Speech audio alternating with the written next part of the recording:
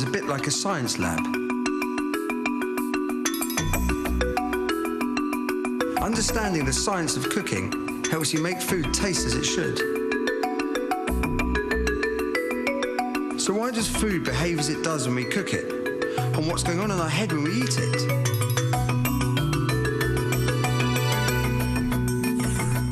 In this programme, I'm going to talk about chemicals, delicious chemicals.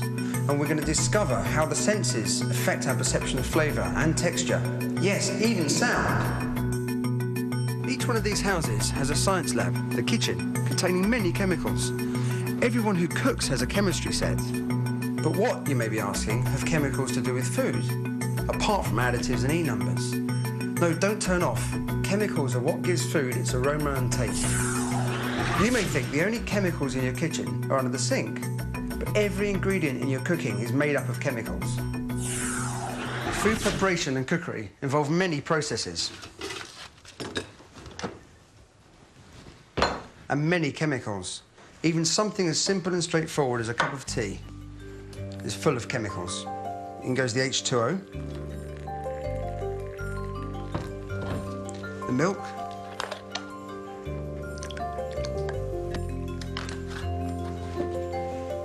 and some sugar.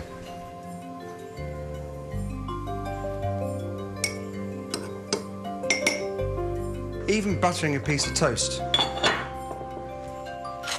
involves hundreds of chemicals. Flour, butter, coffee, water, tea, sugar and milk. They're all chemicals. And over here, vinegar, oil, sodium hydrogen carbonate, baking powder, and dihydroxybutanoate, cream of tartar. All chemicals. But the one we use most often in a huge variety of foods, the world's oldest food additive, and the one we're going to look at today. Salt. So what is it? Salt molecules are made by joining positive sodium ions with negative chloride ions. Together in water, the ions separate, but in solid salt, they form beautiful cubic crystals. Salt comes from all over the world, wherever there's salt water, but it is also mined. This amazing lump of unrefined rock salt comes from Winsford Mine in Cheshire. You can see all the crystals clumped together, and it's salty, really salty, fantastic. And these fine crystals of salt come from Malden in Essex, and these slightly coarser grains of sel gris or grey salt come from evaporating Atlantic seawater. Salt has always been a highly valued product, although its current cheapness belies this fact. The Roman soldiers were paid a special allowance called the salarium for which to buy salt, and this is where our word today, salary, comes from. Phrases like worth is salt or salt of the earth just show how important salt's been to us through the ages. Salt is in every cell of our bodies. An adult human body contains around 250 grams of salt. Why do we need it? Well, without salt, we die. Salt is the most essential part of our makeup. Salt ensures the transmission of the nerve impulses to and from the brain and the contraction of the heart and other muscles. It is also necessary for the flow of nutrients around the body and is vital to the digestion of food. Too much, however, and we become susceptible to heart disease, strokes and high blood pressure. Our bodies cannot produce their own salt, so we have to obtain it from our diet, principally from salt occurring naturally in fish, meat and vegetables, and nowadays in almost all processed foods. Let me tell you a story about salt, and one which was possibly the most defining moment in my career so far. You're always told in every chef's cookbook, every classical cookbook, that you have to have salt in your blanching water to keep your green vegetables green. Rubbish. That's complete nonsense. Right, I've said it. I've committed gastronomic heresy. Now, a few years ago, I could never understand this practice. I wanted to know why the salt kept the green colour of the vegetables. And all books said, well, they fix the colour. And for me, that wasn't enough. So I did some experiments myself, omitting the salt. and was surprised to find that the green still stayed. So I now decided that I needed to find a scientist that wanted to work with a chef. After some investigative work, I managed to contact Peter Barham, physicist at Bristol University. We've now become friends. And Pete, do you remember that first phone call? How could I forget? Why do I put salt in water when I cook beans? Straight in there with a question, no messing around. But it led to some interesting times since, hasn't it? Yeah, well, it was bizarre because every cookbook, there's so much conflicting advice in cookbooks. Some tell you that salt raises the boiling temperature of water. Some cookbooks tell you it lowers it. It does raise the boiling temperature of water. You chuck a handful of salt in a pound of water and the boiling point will rise by a minuscule amount, a fraction of 1 degree. Sort of difference you'd get if you cooked on a hot summer's day as opposed to cooking on a cool winter's day when there's difference in atmospheric pressure, because pressure has a big effect on boiling point as well as adding salt. Salt does have an effect on freezing of water, drastically. Salt water freezes at a much lower temperature than fresh water, and that leads to the effect that if you put salt on ice, the temperature goes down. So it starts to melt the ice and that extracts heat from the surrounding water, and then the temperature goes down. And you can get temperatures as low as about -12 simply by adding salt to ice. That's how you freeze ice cream sometimes. And the salt in the water definitely doesn't add seasoning, does it? Doesn't add seasoning, the water just drops off the bean. Another myth, that if you throw your handful of salt into boiling water and then throw the beans in at the same time, the salt makes the water boil even more vigorously. People think it changes the properties of water because when you throw a handful of salt into boiling water, it appears to boil more rapidly. If you throw a handful of sand in, the same would happen. It's just nucleating bubbles in there. It's an effect of the powder going in. All that's happening is the fine powder makes bubbles nucleate, so they come to the surface quickly. It's letting trapped air coming out and some steam coming out quickly. So it's simply a question of the fact they've got small particles in there falling through the water. As it falls through the water. It's nothing not changing the temperature of the water anyway. It's nothing to do with the fact that it's salt. Why is salt used in the kitchen? Well, besides contributing its own salty taste, it brings out natural flavours and it makes bland foodstuffs palatable. Just imagine chips without salt.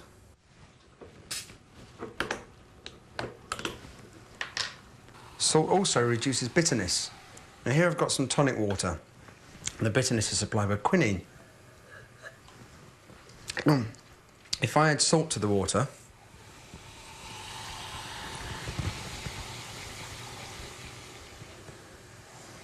it actually makes the tonic water taste sweeter. If you don't believe me, try it at home. It makes a great difference. And this can be used for many uses in the kitchen, particularly soups, sauces. If you've got bitter notes, add some salt. If you want to reduce the bitterness in coffee, also add some salt. No one knows why scientifically this happens, but it does. Salt develops the characteristic rind of cheese, like this camembert, for example, and is widely used in processed foods, not only for its flavour-enhancing abilities, but also because of its preservative properties. Salt also removes some moisture, intensifying flavour. Ham and smoked salmon, for example, are both salted. Salt preserves foods by creating a hostile environment for certain microorganisms. Salt brine dehydrates bacterial cells. It alters osmotic pressure and inhibits bacterial growth.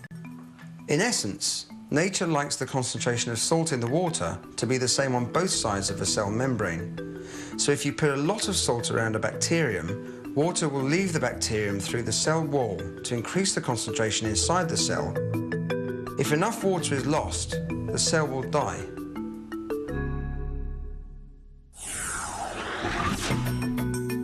Here are 2 quick recipes to show how salt preserves fruit. Thinly sliced green apples. Dip in a solution of salt and sugar. Salt is retarding enzyme damage, the primary cause of apples browning. Lay out on silicone paper. Dry in the oven at 70 degrees centigrade until crisp. Salt can also be used to preserve lemons. These are delicious and can be used in many dishes. Slice lemons lengthways. Fill with salt and tightly pack them into a jar with more salt. Here, salt is killing microorganisms which might rot the fruit and also adding flavour and texture. Leave for 4 weeks before using.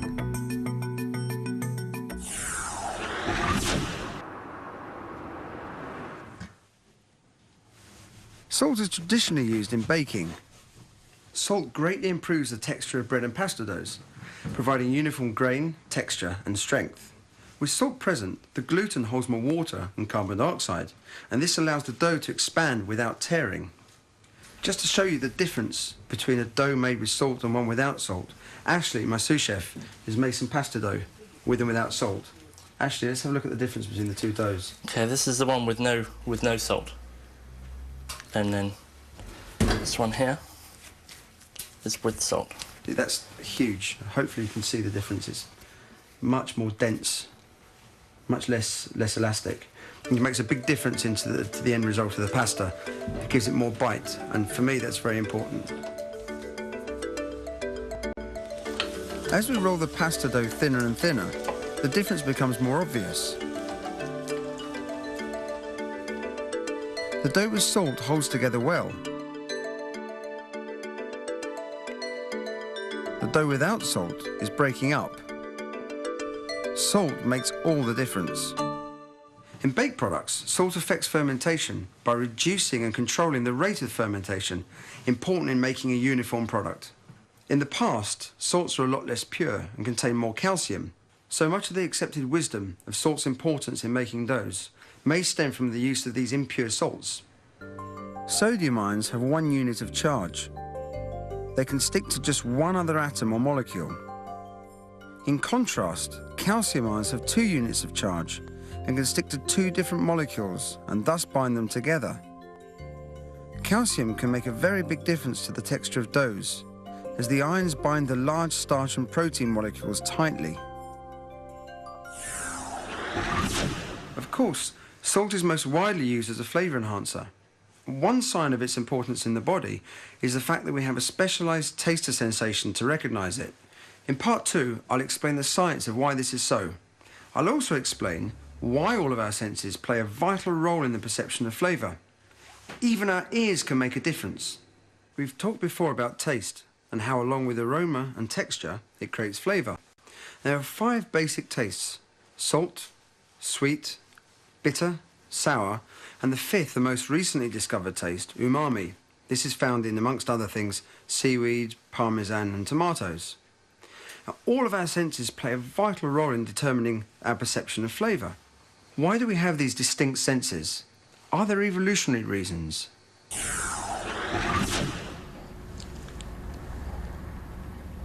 As you know, Heston, salt is essential to life. Our tongue has got sensors on it that say, right, that's got salt in it, I must have it. So it probably enhances other flavours to make us really want those things. That's salt. I guess the same's to the other senses as well. Bit of lime for you? My tongue's reacting just looking at this.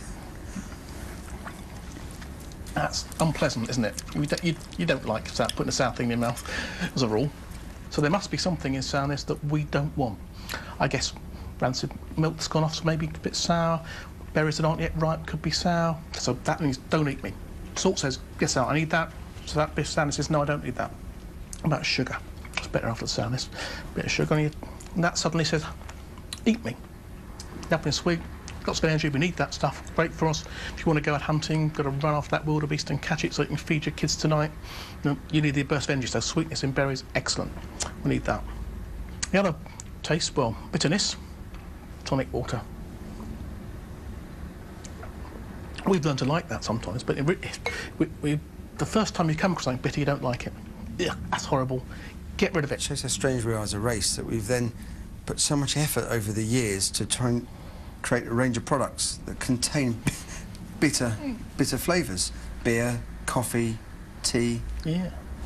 So evolution has played a vital role in the way we respond to, well, particularly bitter notes. So it's a life or death decision, whether you eat or swallow your food or spit it out, and that's crucial to it. Bitterness and sourness are 2 that tell us don't eat this. The other taste sensation is umami, which is in all sorts of things. Parmesan cheese and this seaweed stuff here, which is combi. Let's try a bit of that. This is fantastic stuff, actually. Combi, I love this. Umami can be tasted all over the mouth, even inside the cheeks and on the gums. This is the taste of glutamic acid, one of the amino acids, which are the building blocks of protein.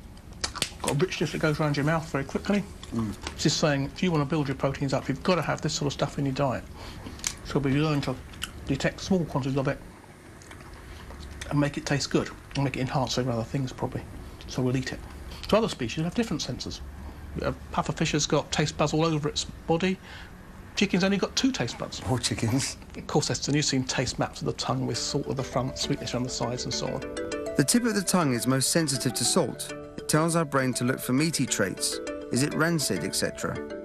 Next, the sides are more sensitive to sweetness.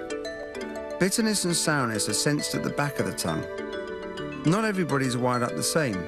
Everyone's taste map is different. Salt crystals can be used not only to increase flavour, but also as a garnish to add texture. Now, these are scented geraniums. I've encapsulated the essence from these in these salt and sugar crystals. It is very simple to do at home. Simply take some geranium essence, equal quantities of sugar and salt, and dissolve in the minimum amount of water. Now all you have to do then is leave it in the airing cupboard. It'll take about 2 weeks. You'll know when it's ready because the liquid would have all evaporated and you'd be left with a solid block. All you have to do then is just break it up into the size of crystals that you want. And what I'm going to do now is I'm going to show you a dish that we're going to be sprinkling this over. It's going to be savoury.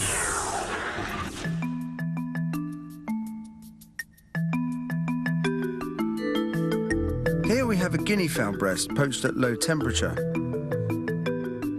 Cabbage foam provides another flavour and texture. The artichokes have been cooked with white wine, olive oil, lemon juice and herbs, and then charred. The preserved lemons have been sautéed in beurre noisette.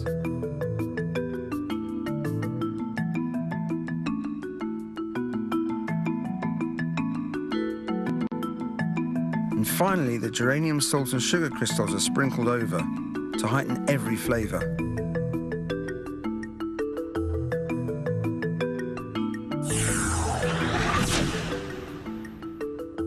Salt can also enhance the flavour of sweet dishes. I can't imagine a crumble topping without salt. This is pineapple and chilli jelly with basil and pan de pisse or gingerbread ice cream, crystallised pineapple and crab syrup. Again, lots of flavours. And I add fleur de sel salt crystals to enhance all of them. Cooking is partly about the chemistry of surprises, and this dish demonstrates that perfectly.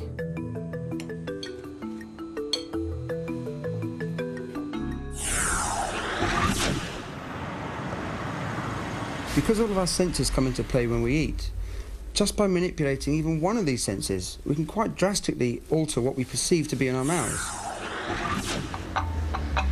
John Prince is an oral physiologist. He's been working with sound and how it influences our perception of taste, flavour and texture of what is in our mouths when we eat. Here he's offering me custard, but with the sound of apples being crunched.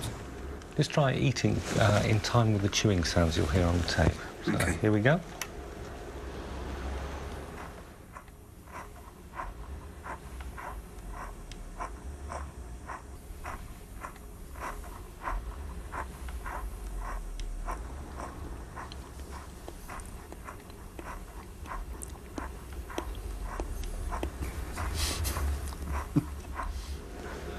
That's bizarre. It's almost like trying to rub your stomach and pat your head at the same time. You know, your jaw wants to sort of close, but it doesn't. And then you realise you're snapping your teeth because you're trying to compensate for it. Yeah. It's very strange. What's happening is that the sounds are triggering the unloading reflex. So normally when you're biting on something hard, if it cracks, you have to switch the muscles, your jaw closing muscles off very quickly, otherwise you'll smash your teeth. So those sounds trigger that response and you try to open your mouth, so you can't go through a smooth chewing cycle. And that's why it feels so weird. Very strange. You have to be careful with the music you play in a restaurant. The idea that you could actually serve a dish maybe in 2 parts, and the first part of the dish should come out, and it could be, for example, like a biscuit, an oatmeal biscuit. And then the diner eats the biscuit. I mean, the biscuit could have other things with it, but they crunch away. Meanwhile, Without them knowing it, you're recording what they're eating or what they're crunching. Then the second part of the dish comes out, and that comes out along with some headphones. And then you serve them up something, say, with oatmeal, like a porridge. And then they have to listen to the crunching noises while eating the porridge. You can't really describe it unless you've actually listened to it, but it's very weird.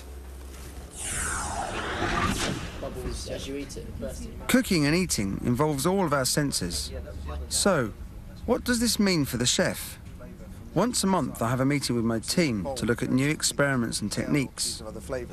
So I've almost created a soup.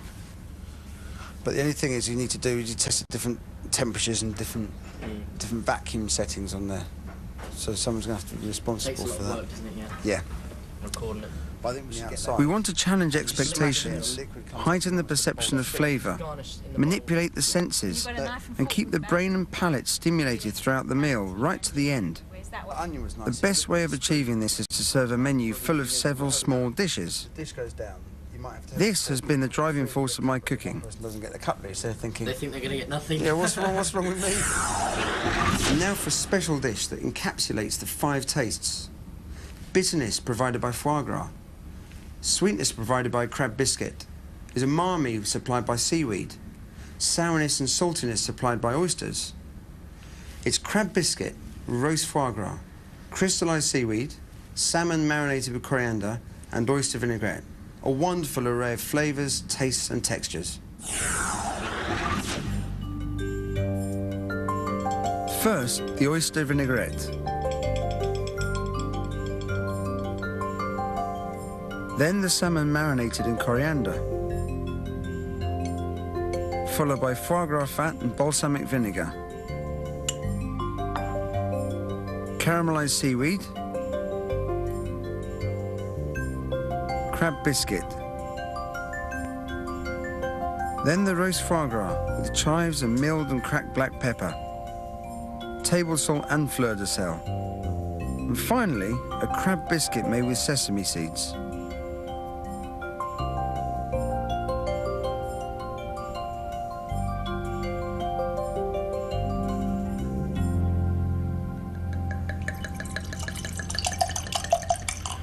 All this talk of salt's making me thirsty. I'm going to have a glass of C2H5OH. Cheers.